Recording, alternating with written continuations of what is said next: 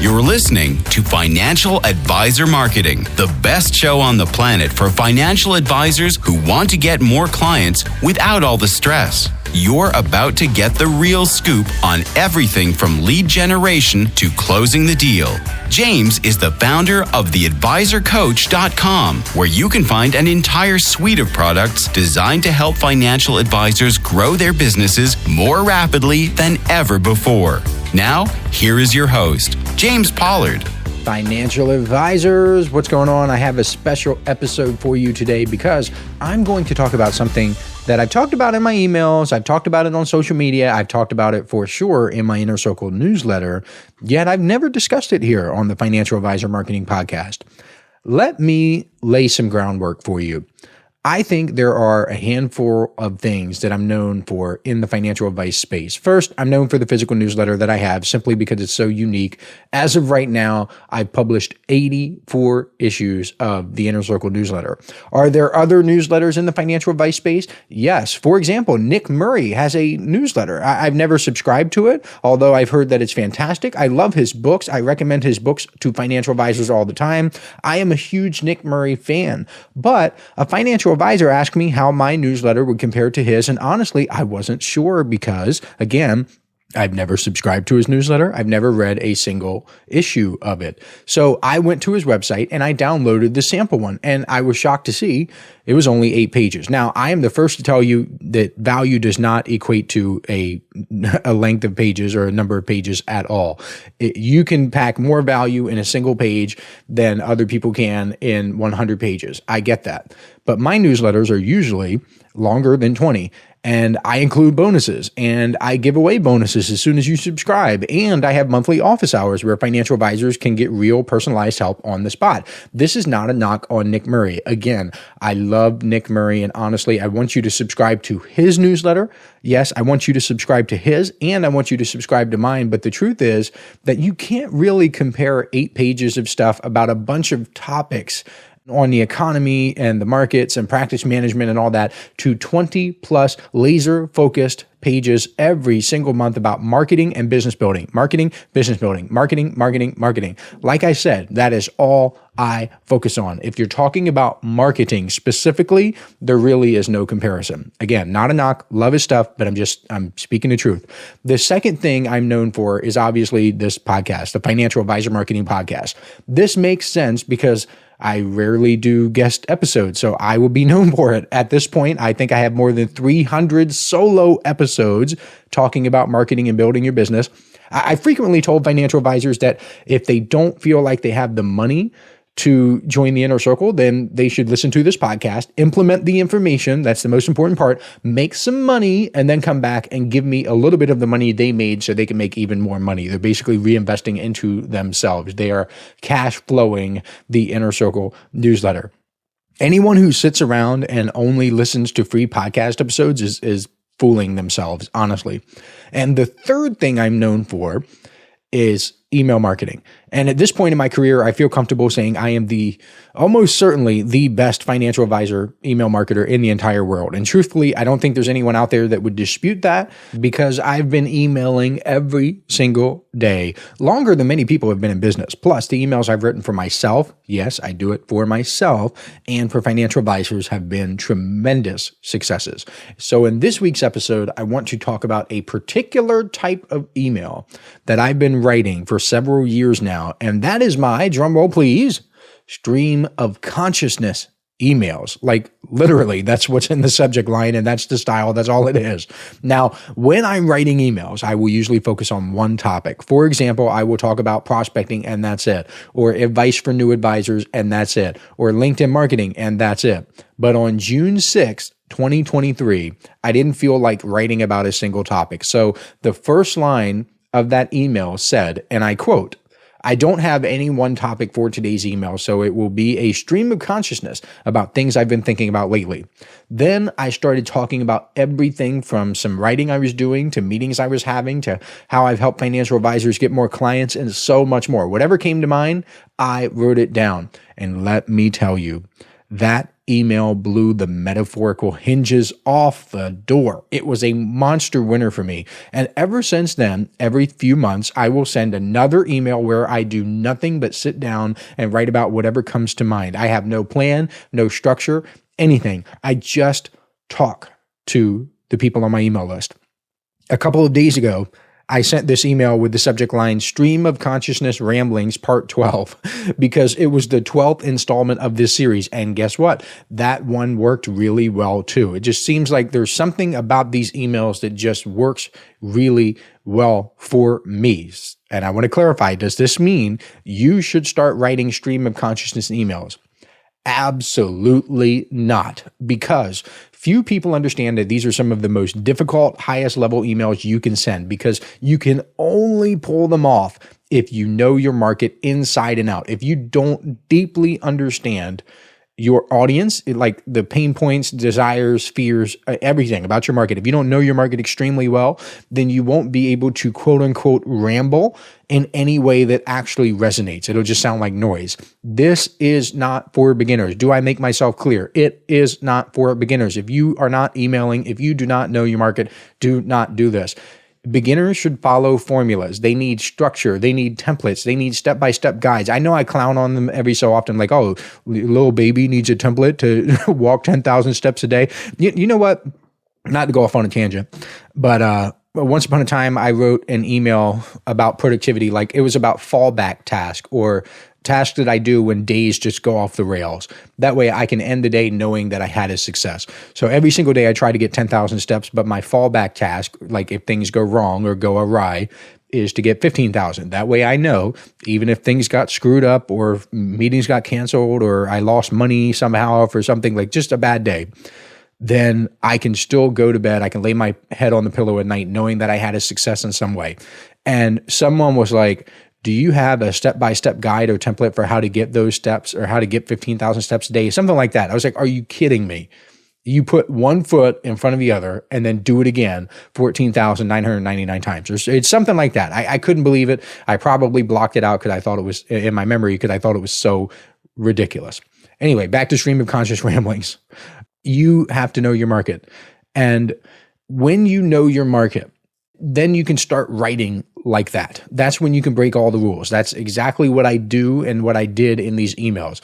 If I gave that subject line, stream of consciousness ramblings, to email marketers, they would tell me it's an absolutely awful subject line. And they'd be right according to their rules. But I'm not playing by their rules. Another rule in email marketing is that you should only write about one thing at a time. Generally speaking, this is 100% true. If my life was on the line and I had to make an email marketing campaign work, I would only write about one topic in my emails. I almost always write about one single solitary topic when I'm writing for other people because I know that's where my odds are the best. That's where I can bet that I'm going to have a monster campaign. But when I'm writing for myself, I feel more comfortable breaking the rules. There was one email where I talked about, I think it was 7 or 8 different topics in the same email. And that's kind of crazy. So if you go to a marketer or a copywriter, you say, hey, do you think it's a good idea to talk about 7 topics in a single email? They would tell you, no way. But one after another started coming to mind. So I let it flow and it was magical. I tried to find an official definition of stream of consciousness on the internet, and there are a few. So I'm going to give you 3 of them here. One is the continuous, unedited, chronological flow of conscious experience through the mind. Okay? A narrative style that tries to capture a character's thought process in a realistic way. Good. And a person's thoughts and conscious reactions to events perceived as a continuous flow. They're all correct. They all describe what I'm doing in these emails. In fact, I think one of the reasons they're so powerful is because they are unedited. They do include my reactions to events. In the original email I sent back in June 2023, I talked about how many of the people in the help financial advisor space are either inner circle members or they have been subscribed in the past. I have literal receipts to prove it. Do you know how kids say they have the receipts to prove something, like I got the receipts? I have the literal receipts. I mentioned that selfishly I wish these people would give me credit where credit's due because it's obvious that I have inspired their work to a great degree. I talked about how I wish they would just be honest with people and say, this content is inspired by James Pollard. Just say something. Just give me a little credit. Just give me one sentence. And right after that, when I said that in the email, I segued into evaluating people and marketing campaigns. And a good rule of thumb is to ask yourself when you're evaluating is, do these people do their own marketing? And if so, how? And the example I gave in the email was that I have been sending daily emails and podcasting for many years. And chances are, if you're a financial advisor, especially if you're a financial advisor in the United States, there's like a 99.9% chance that if you're on the internet, you have seen my online ads on Facebook, LinkedIn, or some other ad network. I have spent over $1 million of my own money working on my business, promoting my business, theadvisorcoach.com. That means I put my money where my mouth is. And if it doesn't work, I lose my money. I'm not playing with someone else's money. It is my money. If you're considering marketing help and those people aren't spending their own money on their own marketing, run away. And I'll give you a story to solidify this concept.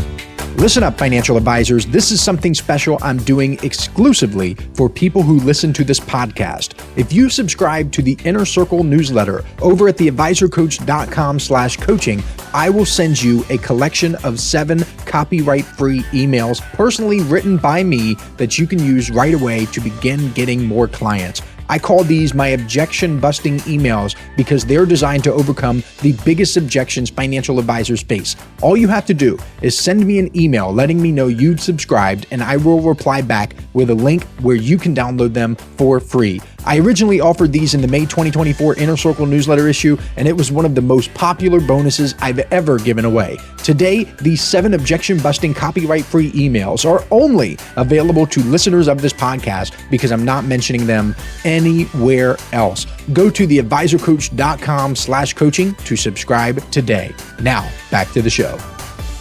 The greatest living copywriter is a man named Gary Bencivenga. He's been retired for nearly 20 years. Actually, you know what? He kind of sort of just came out of retirement because he's writing these new emails now, but he's been retired for a long time. And he was a copywriter for 40 years. He spent over $1 billion in split tests to figure out what works, what doesn't work, which is another lesson about spending money. You got to spend money to figure out what works. When he was starting out as a writer, do you know what he did? He ran his own ad promoting his own services. Whoa, what a concept, huh? It makes sense though, because if someone claims to be a good marketer who can get attention for other people, that person should at least be able to get attention for himself or herself. That's why I always think it's funny when financial advisors message me or email me with doubts about whether my marketing methods work. And I think the irony is lost on them. I've told several of these people, at this point, I usually don't reply, but if I'm feeling spicy, I will reply. And I will say something like, take a step back. Think about what you're doing now. Think about what had to happen to get you to this point. You had to hear about me, get involved in my world, and stay long enough or get involved deep enough to find my contact information, because I don't make my contact information that accessible. And finally, contact me. So you had to go through all of those steps. And here you are in my inbox or my DMs on LinkedIn or somewhere else. I'm not in yours. So obviously this marketing works at least at some level. When I tell them that, some of them get it and some of them don't. Some of them realize, hey, you know what? I am listening to his podcast. I'm reading his emails, and they kind of sort of understand that, yes, this is marketing. But other people don't get it. The irony is lost on them. They don't understand that they're the ones emailing me. They're the ones listening to my podcast. They're the ones on my email list. I'm not on theirs. I'm not listening to their podcast. And they just don't understand that that is marketing that works. Once again, the stream of consciousness emails are very advanced. They are not for beginners. If you want to try something similar, do so at your own risk. If you are not advanced, they probably will not work for you as well as formulaic emails. With that said, I went back and studied every single one of my stream of consciousness emails, and I'd like to share a few reasons why I think they work so well. First, they're extremely conversational. I write as if I'm talking directly to a friend. I'm not stuffy. I'm not formal whatsoever. I write the same way I would talk with you if we were out to dinner together and you said to me, okay, James, tell me what really works for getting clients for financial advisors. Second, I tell story after story. That's stream of consciousness. These stories are not complex. They are very simple. And in your emails, if you want to try this at your own risk, they can be very simple. Actually, the simple stories perform better. To give you an idea of what types of stories I'm talking about, I told a story about changing my car's air filter. I told a story about having wasps fly around my house in the same email. So these are not historic stories. These are not complex. These are just very simple, like, hey, wasps are flying around, they're being annoying. My hypothesis for why the simple stories work better is because they're relatable. This goes back to knowing your market. If you know your market, you can tell simple stories to make them relate to you. Did I do an exceptional job here? Probably not. Maybe I could have done even better by talking about something specific to financial advisors, but almost everyone has experience with WASP. People don't like WASP. So when I talk about that sort of thing, it's a safe bet that it's going to resonate with people. And none of this is faked. It is all genuine because it's a flow of what I'm thinking, and my thoughts come from things happening in my life. Third, there's a lot of subtle positioning in these stream of consciousness emails. When I write them, I will frequently reference the work that I do with financial advisors and the marketing campaigns I'm running and the things I'm doing in my business. This is another reason why it's an advanced strategy, because you must really do this sort of thing. You cannot try to pigeonhole a great story in there if it doesn't seem natural. You have to actually be doing cool stuff in your life. But I really do get emails from financial advisors all the time. I really am working in the world of marketing. I always have something interesting to talk about in the marketing world. So stream of consciousness is very easy for me to do. Fourth, these emails inherently, and this is like a takeaway, a huge one. These emails inherently demonstrate authenticity because I'm tapping into what I'm thinking and feeling in the moment. There's no filter. There's no attempt for me to craft a professional voice or image. And that sort of raw honesty is appealing to people. And many tell me that it's refreshing. We live in a world filled with people who want to be polished and perfect sounding and all the time. And they've got these great little marketing messages and just perfect 90-second videos that they put on social media. And everyone's tuned into the usual marketing tropes. They understand that you're trying to give off this image that's not really you. When you show up with something that feels off the cuff, because it is off the cuff, it is instantly more attractive. People want authenticity. And when you write in this manner, they can sense it. Finally, I want to highlight one more principle. It all comes down to trust. All of it.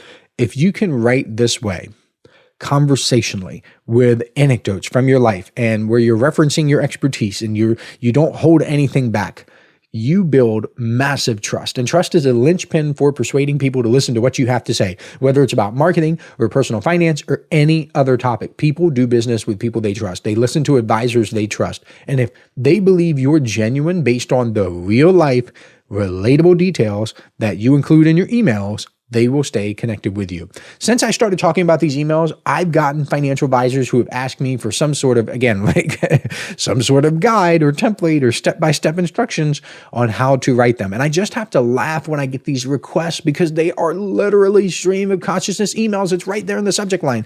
What do you not understand about stream of consciousness? There is not a template or a guide for you to follow. If you have to map out every detail of your life using a spreadsheet, then this probably isn't for you. I cannot stress enough.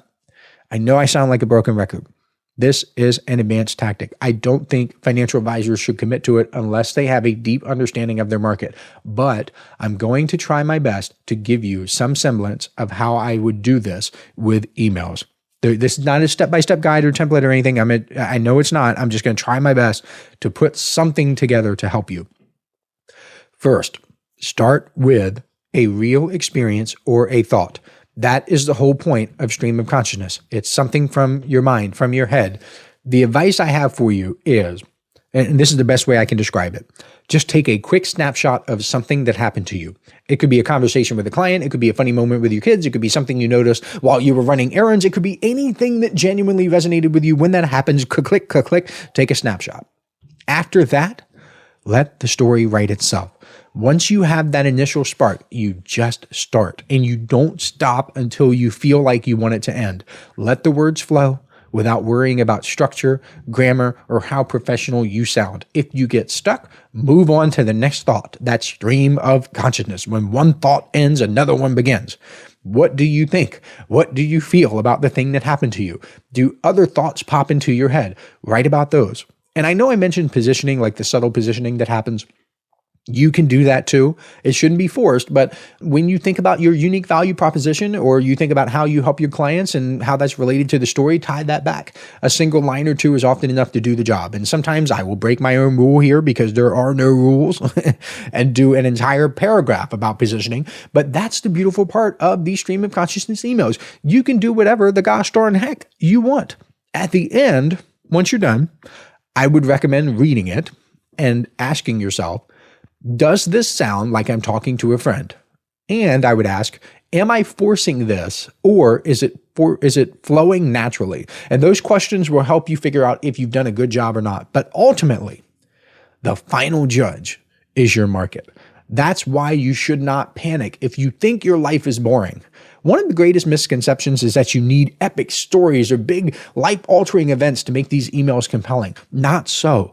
One of my best emails was about stapling papers together. Seriously, you could talk about something as mundane as a grocery store visit, and that can resonate with people. That can be a very impactful email. You can say, I saw a sale on peanut butter and I realized that it's a lot like undervalued stocks, or I was so busy making a shopping list that I forgot to put half the items in my cart. Kind of like forgetting to double check your tax strategies. I know it seems a little silly, but if the market is the judge, whatever it is, your daily routine, whatever you do, if you think it's mundane, I'll put it this way. What you view as mundane and boring, other people see as relatable. Okay, I'll just leave it at that. Your market will decide what's good and what's not. To wrap up, I know stream of consciousness writing is unconventional.